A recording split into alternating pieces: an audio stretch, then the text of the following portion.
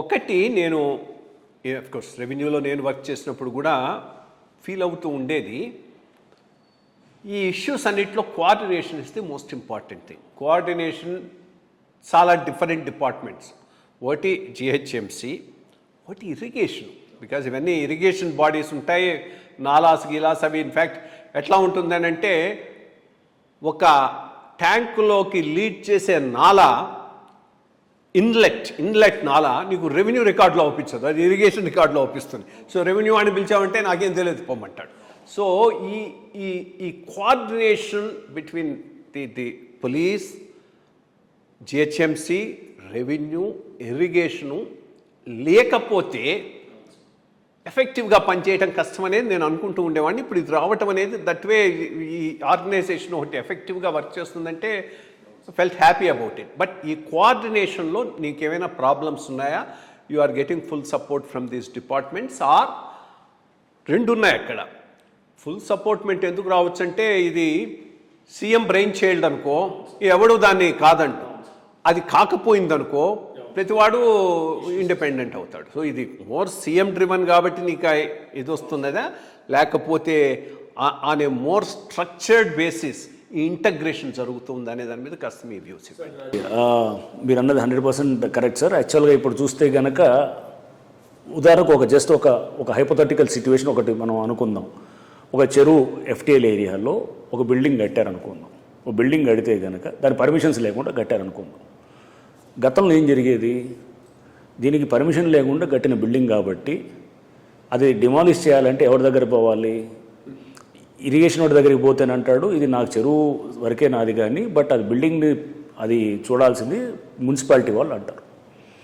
Municipality వాడి దగ్గరికి పోతే టౌన్ ప్లానింగ్ వాడు అంటాడు, ఇది మాకు అనాథరైజ్డే కానీ, బట్ అది చెరువా కాదా నిర్ధారించింది ఇరిగేషన్ వాడు అండ్ రెవెన్యూ వాడు చేయాలనేది అంటారు. ఇది అనాథరైజ్డే బట్ దానికి చేయాలి అంటే ఒకటి మీద ఒకటి నెట్టుకోవటానికి గతంలో సిస్టమ్ అంతా కూడా అనుకూలించేది. ఎట్నుండి మనం సర్కమెంట్ చేద్దాం అనేటటువంటి దాంతో ప్రభుత్వం తీసుకొచ్చినటువంటి ఒక కొత్త ఇన్నోవేటివ్ కాన్సెప్ట్ ఈజ్ హైడ్రా. ఇదనేది ఈ డిపార్ట్మెంటల్ ఒకటి మీద ఒకటి తోసుకోకుండా మొత్తం కోఆర్డినేషన్ చేసేదానికి. సో ఇప్పుడు సపోజ్ వాట్ హైడ్రా డస్, చెరువు ఎఫ్టీఎల్లో ఒక బిల్డింగ్ కడుతున్నాడు. It is an unauthorised structure for instance. Unauthorised natural anything in the FTL is an unauthorised. అది ఆథరైజ్డ్ అవ్వడానికి లేదు. అది ఆథరైజ్డ్ అయితే కనుక దెన్ అతను తప్పుడు ఎన్ఓసీలో ఏదో తీసుకొని చేసుకుంటాడు. సో అది అన్ఆథరైజ్ ఉందనుకోండి, ఉంటే కనుక దెన్ దానికి ఇరిగేషన్ వాళ్ళని మేము సంప్రదించి చేసి ఎఫ్టీఎల్ ఉందా లేదా అని రాయాల్సిన అవసరం లేదు. ఎందుకంటే మా దగ్గర ఎఫ్టీఎల్ ఉంటుంది already. As lake protection committee chairman, HYDRAA commission is also de facto lake protection commission. So ఆ ఇన్ఫర్మేషన్ అంతా మీ దగ్గర ఉంటుంది. ఇంతకుముందు HMDA metropolitan commissioner was the lake protection committee chairman. ఇప్పుడు హైడ్రా కమిషనర్ని they have made him lake protection committee chairmans. So ఈ notifications అన్నీ కూడా అంటే చెరువు ఎఫ్టీఎల్ ఏరియాని దాని బఫర్ ఏరియాని నోటిఫై చేసేటటువంటిది అంతా కూడా హైడ్రా కమిషనర్కి ఆ బాధ్యతలు ఇచ్చారు. But it all depends again on the local irrigation, revenue వాళ్ళు ఇచ్చిన సర్వే చేసిన దాని మీదే ఇస్తారు. Of course we have satellite checks data చాలా మేము we have MoU with NRSA తోటి ఉంది and survey of India topo sheets, lot of GIS driven data ఉంటుంది మా దగ్గర. ఆ డేటా టెక్నాలజీని విస్తృతంగా వాడుతుంటాము. లాట్ ఆఫ్ ఈవెన్ బయట శాటిలైట్ కంపెనీస్ తోటి కూడా వీ హ్యావ్ అన్ టైఅప్ అనమాట. ఈవెన్ నాసా నుంచి కూడా we take lot of data ఇట్లా ఉంటుంది. సో ఇట్లా అన్నిటి నుంచి తీసుకున్న దాంతో ఆ డేటాతోటి మనం whether it is water body కాదని ఎస్టాబ్లిష్ చేయడం చాలా ఈజీ అయిపోతుంది అనమాట. So we don't depend on revenue map బట్టి ఇది ఉందా ఇది అనేది కూడా. పాత శాటిలైట్ ఇమేజరీ ఏం చూపిస్తుంది, survey of India topo sheet ఏం చూపిస్తుంది, ఇట్లా రకరకాలుగా చూస్తాము. బట్ ఈ కోఆర్డినేషన్ దగ్గరకు వచ్చేటప్పటికి ఇప్పుడు మేము వన్స్ మీ ఎఫ్టీఎల్ నోటిఫై అయితే కనుక ఇరిగేషన్ అడిగేది ఏముండదు. డైరెక్ట్గా వెళ్ళి అక్కడ అనాథరైజ్ పర్మిషన్ ఉందా లేదా అని అర్థమైపోతుంది. పర్మిషన్ లేదనుకోండి, we go immediately demolish it. Because FTL ఏరియాలో you don't need to issue notice అని కూడా మనకి క్లియర్గా చట్టంలో జిహెచ్ఎంసీ చట్టం 405 జిహెచ్ఎంసీ యాక్ట్ ఉంది.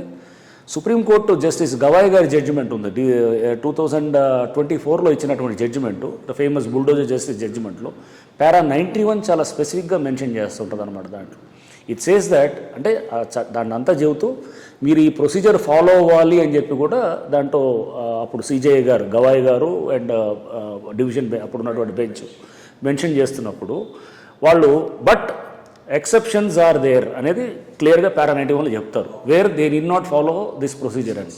అనేది దేనికి ఇస్తారు? ఈ వాటర్ బాడీస్, ఇట్లా రోడ్స్, లేకపోతే ఇట్లా మనకి కొన్ని సందర్భాలు మెన్షన్ చేస్తూ. So we take this thing under that. ఆ జడ్జిమెంట్ అంబ్రల్లాగా తీసుకొని you are going head with your. So we don't issue notices. And అక్కడే కన్ఫ్రంటేషన్ కొన్ని సందర్భాల్లో కోర్ట్స్ అయినప్పుడు ప్రిన్సిపల్స్ ఆఫ్ న్యాచురల్ జస్టిస్ ఇదేమి వచ్చిన ఇష్యూస్. బట్ దాంట్లో కూడా మనం చూస్తే నోటిఫై అయినటువంటిది పబ్లిక్ డొమైన్లో పెట్టాం కదా, ఆల్రెడీ వెబ్సైట్లో ఉన్నాయి కదా. Most important thing is this is a point, public తెలుసుకోవాల్సినటువంటి పాయింట్. అవును సార్. మీరు లీగల్ అంబ్రల్లా లేకుండా అయితే పని లేదు సార్, లేదు. స్పెసిఫిక్ సుప్రీంకోర్టు జడ్జిమెంట్ ఒకటి ఉన్నది.